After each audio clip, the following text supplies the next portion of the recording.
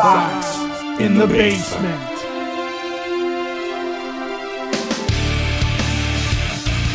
I'm the Sox nerd with my weekly Sox Stumper. Who hit his first career homer for the 1969 Cubs and his 100th career homer for the 1977 Southside Hitmen White Sox?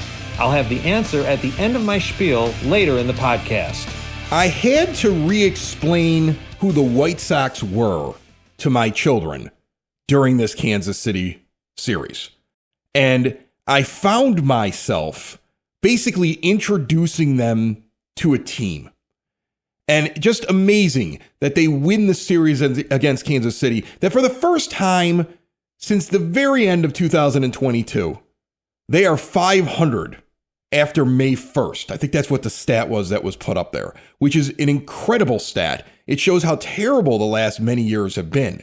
But then the fact that I had to introduce my kids to the White Sox. I have three children. One is 20 years old. I brought her back from the University of Illinois for the summer on Wednesday. Very busy, doing her finals, not really paying attention to White Sox baseball. Has been to a ton of White Sox games, not really has been paying attention to White Sox baseball. I have a 10-year-old who's my youngest. He's a little kid. He's got a million things that he does. And what have the White Sox done for him in his years where he would even sit down and watch the team that would make him excited about the team? But he's been to games. The only one that really kind of understands the team a little bit is my middle guy who's 18, lives with dad all the time. He's on his way off to Louisville in the fall. He's watched some games with me. He's starting to understand what this team is, Ed. But it was amazing to me to reintroduce the White Sox to my kids, especially because if you think about it, the oldest one, who's 20 years old, was born 3 weeks after the White Sox won the World Series in 2005. And in no way, shape, or form, with the exception of the playoff series that they had against the Astros 5 years ago or whenever that was, has she really seen playoff baseball that she remembers. And the same thing with my 18-year-old, and the same thing with my 10-year-old, who was 5, so he probably doesn't even remember well the only time that they've been in the postseason in his lifetime. Technically, they were in it in 2020, but I mean, like, in the year 2020 when everybody made the postseason, that was also, so they were in there twice. I always forget about that one. But I mean, my kids really haven't seen good White Sox baseball over their lifetime, and I think have turned off the team and not paid attention to them. And I got to introduce them to a team that's got heart, a team that it comes back in baseball games, a team with a manager that knows how to pull the right levers in a game. And I've been watching that in this Kansas City series. We're recording this show before the third game of the series because I needed to record a show while they were 500, just in case they lose that game. But win or lose, by the time you listen to this show on Friday, they're either a game up or a game under 500. But either way, that doesn't change my feelings about this team. This has been a great series. It has brought back my hatred of Kansas City. I believe Sam Antonacci was hit on purpose towards the end of game 2 of this series. And I can't wait to rumble with this team all season long. By the way, we're kicking their ass right now. I think we're 4-2 on the Royals as we record. Worst case, we still have the season series over them and can't wait to see them again. I've enjoyed beating the Royals this week. Yeah, the fun part, and I can't wait for them to get after the Tigers and the Guardians too, and the Twins, I guess, if you're into that kind of thing. But it's a fun to watch team, and it's a team that really needs to be reintroduced to the city in general, and to Sox fans in general, because if you've been sort of half paying attention and you're looking at the record and you're sitting there going, oh, they're still under 500, and you're not paying attention to the standings and the fact that being 500 means you're actually one of the best teams in the American League, kind of sadly, but true.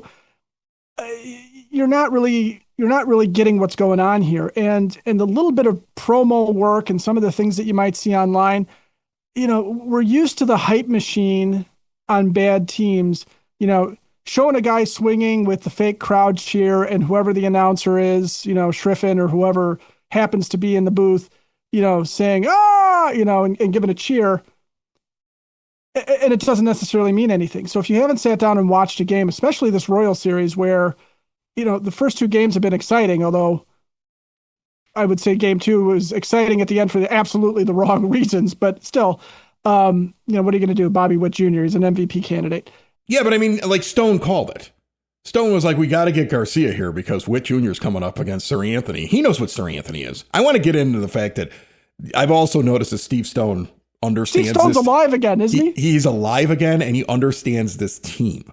And there have been moments in the booth just over the last couple of days where after John Schriffen says something that indicates to me that he's watching a different game than I'm watching, Steve Stone almost sends a message to the baseball fans, to the people that really understand the game.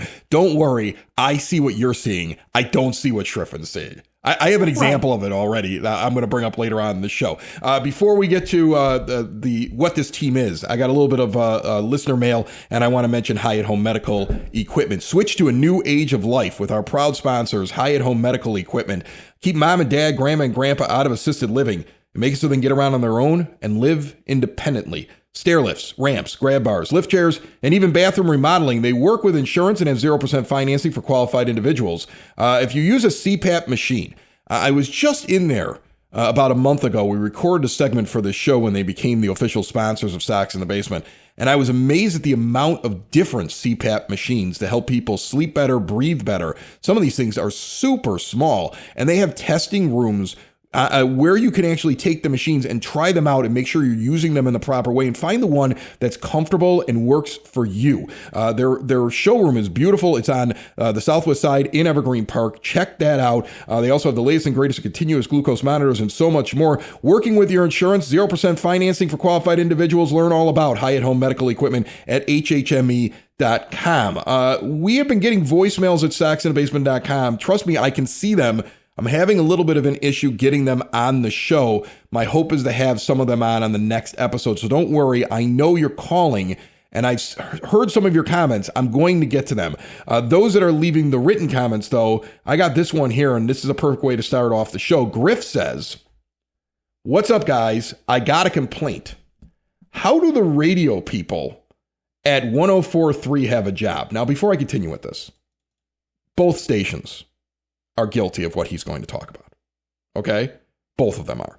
There are baseball fans who understand the White Sox on Chicago radio, and then there are some that pretend that they do, who don't really understand the team, and they are learning just like I was teaching my children about this team over the last couple of days. But anyway, he goes on. They don't even know the players on the team they're talking about. Trying to refer to Tanner McDougal as a potential arm coming up, and they don't even know his name. Then they don't know that he's got a setback and he won't be up anytime soon. I don't even live in Illinois, and I understand that. That's annoying. Seems like now the Sox are competitive again. The radio heads want to act like they're paying attention. Thank you guys for being professional and staying consistent. Kudos.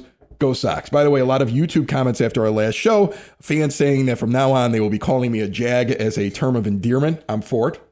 Good. If you watched the last show, I'm for it. Okay, if they want to do it. There were a lot of smiley faces and jags that were written in the comments. Yes. So if that becomes a thing this summer, I'm totally fine with it. Look, I'm with you. And I've heard it on both stations. Let's dust off an argument from the last time the White Sox were good, because this happens every time the White Sox are good except for maybe 2006 when there was some establishment because you couldn't ignore the fact that they won the World Series the year before unless you're ESPN, right? Right. I mean, like, this is the thing. This is going to happen all the time in Chicago. They're going to be the second team until an owner comes in and makes them the first team by spending a ton of money and by doing the things that an organization does to become beloved. There was a point in time where the White Sox were the more beloved team. Heck, there was a point in time when Harry Carey was on the White Sox. The owner that's in there now is one of the main reasons why it is the way that it is.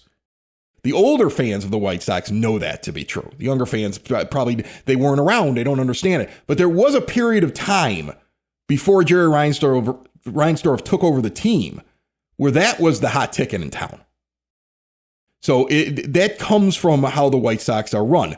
Again, though, you're right. There are people that just aren't paying a lot of attention. Like, I had to introduce this team to my kids. And again, they're just kids. And like I said, my 20-year-old daughter is a college kid who's got a billion other things on her mind. And then she's sitting on the couch watching, we'll use Wednesday night's game, because that's when I had all three of them for the first time watching a game with me in a long time because everybody was home. Everybody's home from school. Everybody's sitting on the couch. Everybody's watching the game. And I found myself introducing this team to them. And the little guy's asking questions. And she's like, wait a minute, they're good? And I'm like, yeah, they're actually pretty good. And like one of the things that I found myself explaining to them was Will Venable's lineup. Because I was explaining, like, here's the thing. They got these guys in the 2, 3, and 4 spot. Murakami and Vargas and Montgomery. And that seems to be his standard lineup now. Like, those guys are your 2, 3, 4. Okay? They don't hit for a high average. And so you get situations where, let's say, Montgomery comes up with the bases loaded and he strikes out. And it's happened a couple times with him with the bases loaded. If you look at him with the base, it happens. Inning ends. It's disappointing. But then you also have moments where they'll either get a hit, where they'll adjust, or they just hit a bomb and they make a big difference in the game. But what he's done is he's put Antonacci 1 and he's put Meidroth 6 or 5th. Okay, he's like the first one after those thumpers. Those are the 2 best averages on your team. So what he's done, he's put hitters. He's put an on-base machine in Antonacci up top. And then he's taken Meidroth, who's hitting well, and been like, heck, if the thumpers don't do it and we still got one more out left in the chamber, our best chance of a guy to get a base hit is Meidroth at that point. Like, and I was explaining this to them as like I had to come to the realization of how he's using his lineup as I was trying to break down for them how the lineup actually works. And in my mind, as I was explaining, I was like, it's actually really smart. It's really smart how he's doing this stuff. I mean, to have the guy up at the top of the order in Antonacci, and Meidroth has really good stats leading off. Sox Nerd has talked about that on his X account. He's talked about it when he does his nuggets. I know he's put it up on the scoreboard at the rate. He's very good up at the leadoff position, but he's perfectly fine following those thumpers there. So you have somebody who hits for a high average sitting in there. But at the top of the order to have Antonacci, a guy who took a single and turned it into a double on Wednesday night, a guy who annoyed the Royals so much they threw the ball away, and what could have been just a 1-3 pitcher to first base out, or I think it was the second baseman to first base. It was like an infield hit, turns into him standing on second again, who annoyed the Royals so much that after they got nicked by a few pitches and they were losing by 3 runs, they decided to put the leadoff man on, blatantly hitting him. That's how I felt in the 8th inning. He aggravates them. I love how he's got this constructed. He's got this firecracker up at the top, who I think is getting on base near a 400 clip up there at the top of the order. And then he's got his 3 big thumpers that scare the crap out of pitchers. And then Meidroth shows up, and the little guy, he's like this unassuming person who just kind of walks in like, oh, we finally got a rest after we got through that order. And then the little guy pokes one through, or every once in a while hits one out. The top of the order I'm in love with right now.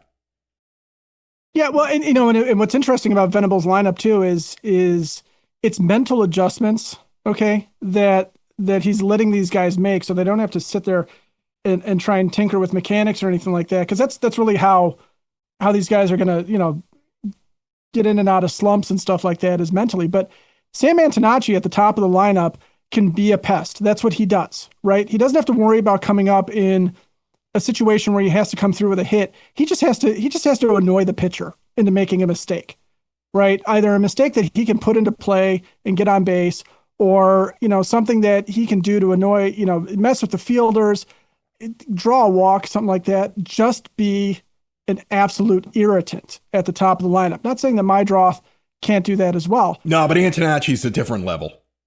He's a different level of irritating. He's like, here's the thing. He's going to get thrown out every once in a while trying to take an extra base. There's going to be times where he does what he did on Wednesday night, where the ball drops in the shallow center field and he's going to be out by a mile. And you're going to have to remember that that's all part of his game.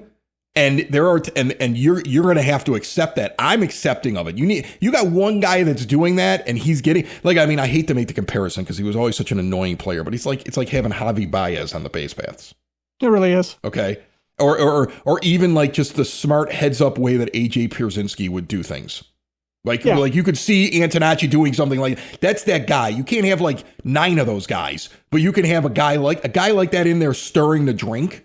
Like that's what you want to have. And I want to get you back to your thought, but I don't want to miss Window and Door Superstore of Oak Forest.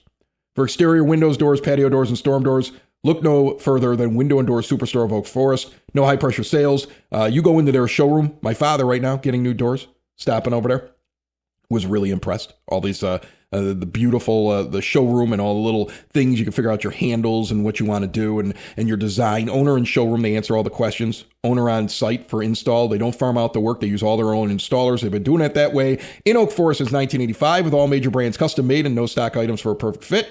Window and Door Superstore of Oak Forest, the half block east of 159th and Ridgeland at 6280 159th Street. See more at windowdooroakforest.com. Ed, I'm sorry. Finish your thought.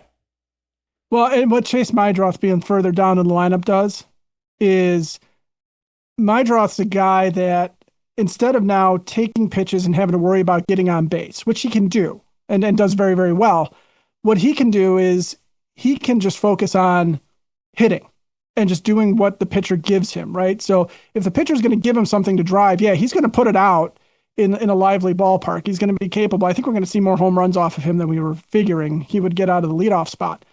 But he just has to look to drive the ball somewhere, which is letting him do something that I think he actually excels at as well. And we've seen it by him basically leading the team in batting average, which is just not just getting on base, but trying to hit the ball hard somewhere and trying to continue to move that lineup along. And I think he's kind of liking the RBI situations. I think he likes those situations and the opportunity to do something like that versus get on, have to worry about stealing a base. So Venable seems to be playing the personalities to a certain degree. Oh, it's the fire. There's a fire in Meidroth. When he gets a hit, man, he's pumped. When he comes into the dugout after doing something, after that home run on I thought he was going to jump out of his shoes. You would have thought it was a playoff game when he hit that home run. Okay, and I love that. I love that they're like young, they're hungry. They don't know they're not supposed to win. Like Montgomery was asked something about like being 500, and he gave like a very long answer. But in there somewhere in that answer, I remember thinking to myself, like, he's basically saying it's not a big deal. We're not even thinking about that because we think we're good. Like Chris Rose was interviewing the White Sox. They're starting to get some national attention by people who don't normally talk about the White Sox. He was interviewing Colson Montgomery. I saw the reel on social media, and he was like, "You guys think you can actually win?" He goes, "Yeah, I love it." Like, I mean, I absolutely love it. And I was explaining more things that I was explaining to the kids. Like I point out, like, here's Jared Kelenic. Here's a guy that failed at all of his other stops, who took a minor league deal. And this is probably his last real chance. He should be a guy that hits a bunch of home runs, but he's focusing on his average and getting on base right now. And the White Sox seem to have told him to do that, and I'm totally fine with it. Right? And he seems to be an everyday outfielder. Like, I think, like, Acuna's gone. Okay? Like, when Pereira, who just started taking batting practice, gets back, based upon how I'm seeing usage of players right now and their results, and what seems to be becoming the standard lineup that Will Venable wants to use, Acuna's gone when Pereira comes back, I think. And I think Romo's staying and Caro's going when Teal gets here, who's already hit a home run and has already been quoted when he's down in Charlotte saying, "I'm ready to go. I feel great." Like, he's coming very soon. And that was the other thing I was explaining to the kids. I was like, look, they're pretty good right now. And then they're going to get Kyle Teal back. And you're going to insert him in a substantial part of your lineup.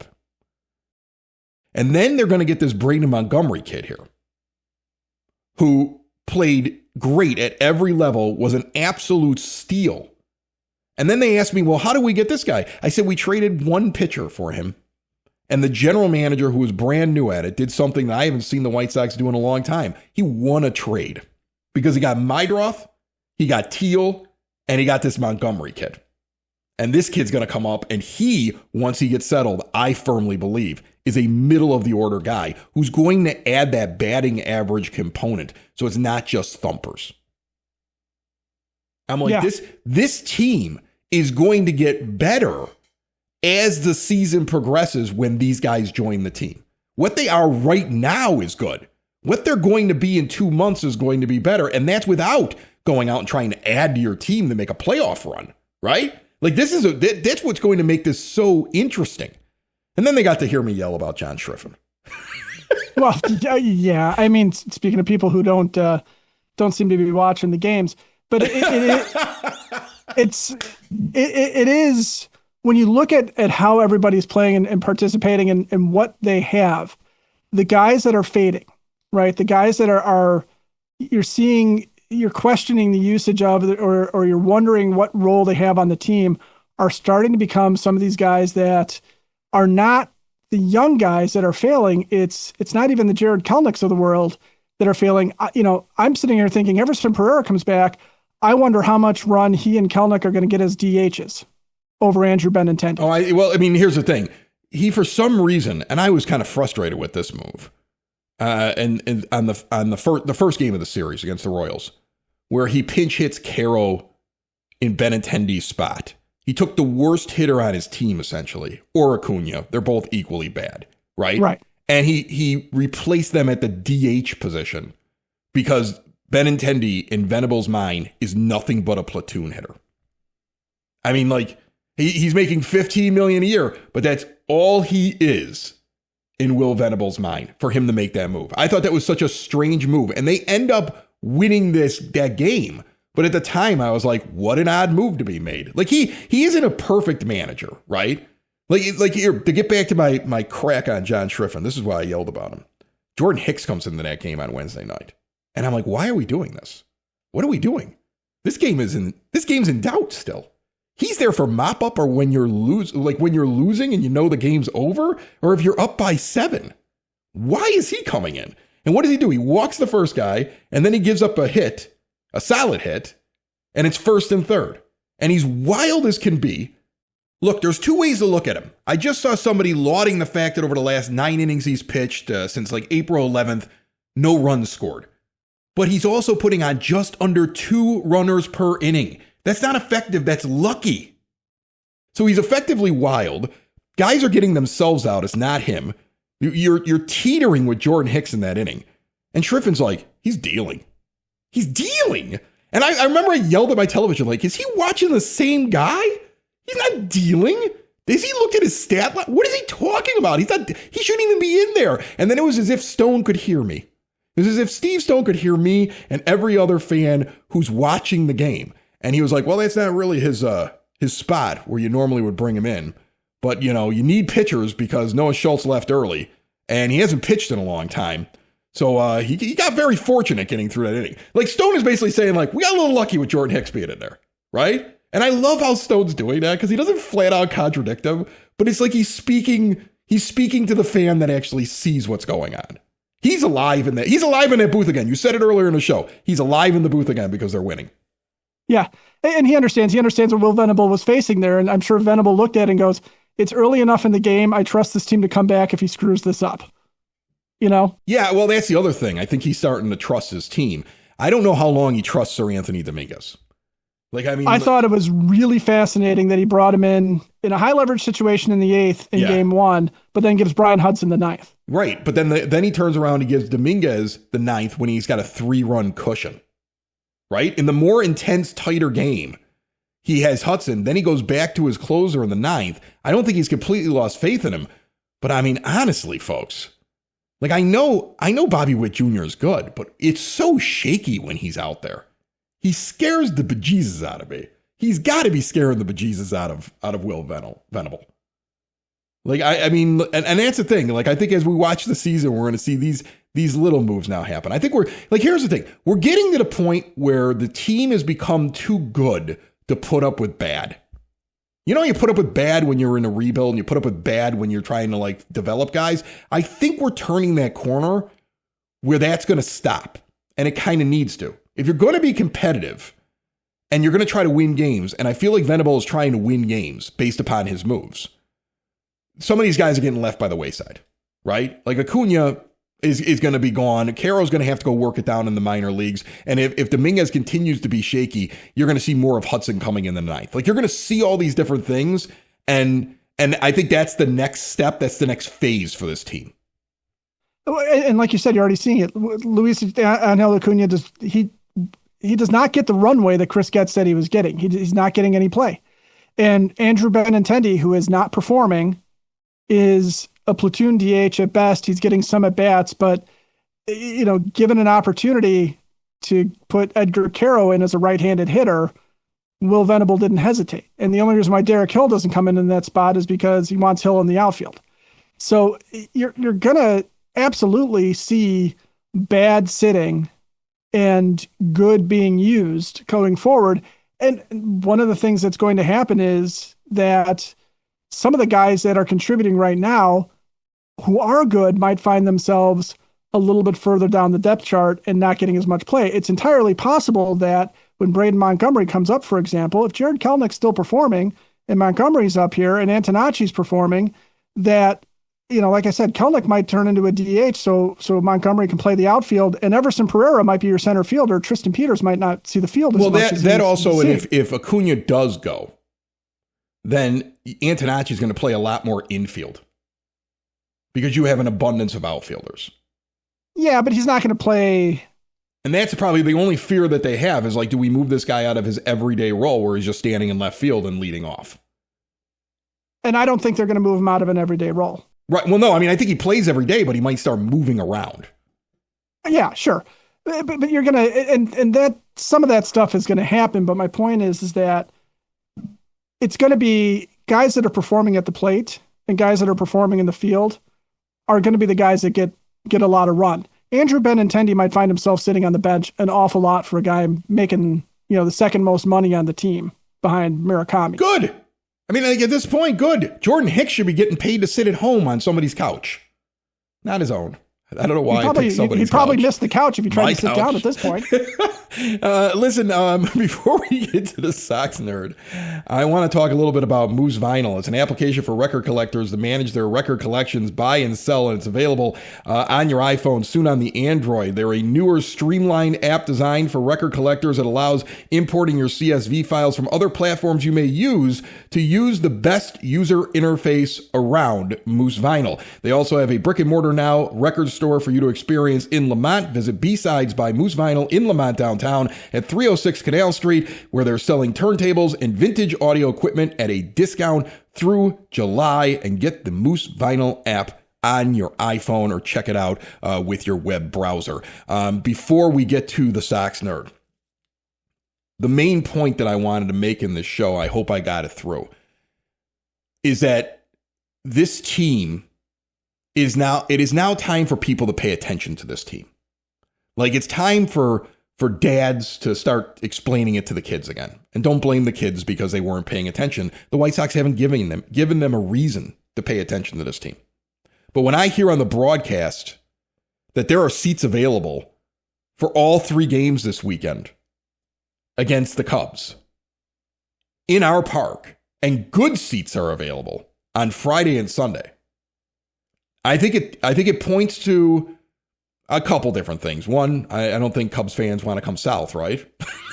No, they're afraid of everything below Madison Avenue. Right. And then we have White Sox fans that are like, well, I want to go see a game, but I mean, the Cubs are a really good team, and are we good yet? And they have to figure that out. And then there's also me, who's like, I have time this weekend, but sometimes it's like amateur hour there, where you're just dealing with fights and dumb arguments that are happening throughout the day. So, I mean, I normally avoid that series, but I mean, they're so good, they're making me consider it. They're making me consider going to Cubs-Sox, even though it's something that I've avoided like the plague when they're good or when they're bad, because I want to get as much White Sox baseball as possible. I want it injected into my veins. They've got me. They've hooked me. They're going to break my heart, but they've hooked me, Ed. That's good. Now, over under on how many people fall into bullpens during the Cubs-Sox series? Four during the series. 4.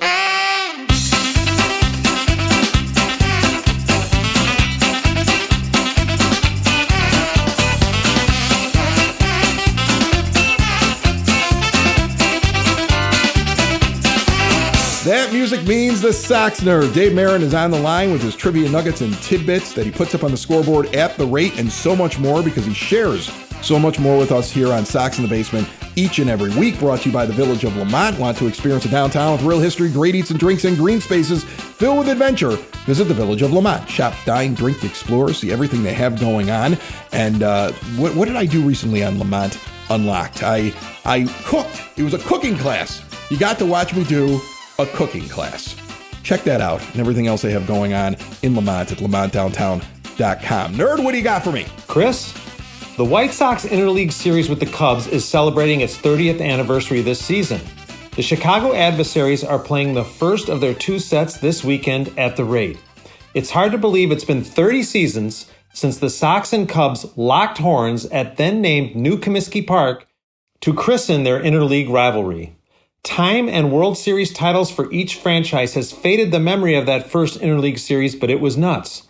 After all, this was the first authentic showdown between the Windy City Diamond Dwellers since the hitless wonder White Sox upset the 116-win Cubs in the 1906 World Series. Fans were starving for real contests between the Pale Hose and Baby Bruins. The turnouts and energy at those meaningless in-season exhibition games was incredible. In 1964, 52,712 fans turned out at Comiskey Park to watch the Sox beat the Cubs 11-1 in the annual Boys Benefit Exhibition game. In the 1980s and 1990s, the Windy City or Crosstown Classics frequently ended with fans screaming "Cubs-Sox" or "Sox-Sox." To me, this rivalry has never lost its luster. I hope it goes on forever, and I hope any realignment lands the Sox and Cubs in the same division with the Cardinals and Brewers. With that as a backdrop, here are some nuggets on the Sox and Cubs series. The Cubs lead the series 77-75. The Sox are 37-39 against the Cubs in their current home and 38-38 at Wrigley Field. It's been a rough go for the Sox the last 3 years, with the Cubs winning 12 of 14 from the Southsiders. Prior to that, the Sox had won or split the previous 4-season series with the Northsiders. It's a shame the Sox and Munetaka Murakami are going to miss Shota Imanaga this weekend. I found 6 instances where Murakami homered for the Yakult Swallows off Yokohama's Imanaga between 2020 and 2023. 3 were solo shots and 3 were 2-run shots. With the era of Cub killers Luis Robert Jr. and Jose Abreu in the past, who are the players Sox fans can turn to terrorize the Cubs? How about Chase Meidroth, whose .458 average, .480 on-base percentage, and .792 slugging percentage are the best outputs by a Sox player with at least 13 at-bats against the Cubs. Miguel Vargas has been productive against the Cubs too, slashing .357, .406, and .714 with 3 homers. Andrew Benintendi has been death on the Cubs, but we may have to wait until the series at Wrigley Field to experience it. Benny is second all-time among players with at least 22 at-bats, with a .526 average at Wrigley Field. The leader is that one-time Minnesota Piranha, Nick Punto, at .542. The current Sox pitcher with the most experience against the Cubs is Jordan Hicks. The hard-throwing righty is 2-1 with a 3.19 ERA and 1 save in 21 games against the Cubs. And on an unrelated note, I really enjoyed your discussion on Bo Jackson during a recent podcast. I was lucky enough to see him both pre- and post-hip surgery, and both were incredible for what they were. Before the injury, I saw him on TV almost homer off the Sox Steve Carlton in his first major league at-bat in 1986. Some still contend that blast was a homer. His last game as a visitor to the old park came on September 5th, 1990. And while Bo Jackson was this incredible physical specimen who dominated the NFL and was a one-of-a-kind baseball player, he couldn't solve scrawny, soft-tossing left-hander Greg Hibbard that night. En route to the final complete game shutout at Comiskey Park, Hibbard, seemingly decreasing the speed of his pitches with each offering, struck out Bo Jackson 4 times. The last whiff came on 3 pitches with the bases loaded to end the 8th inning in a game the Sox would win 3-0. I've written extensively about this game, and you can find it all on my WordPress blog, which you can link to at soxinthebasement.com.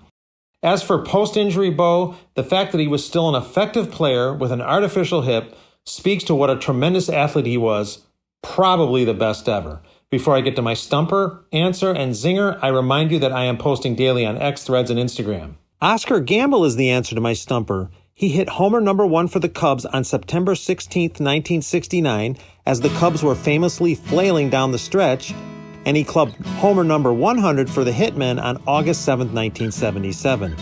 My zinger?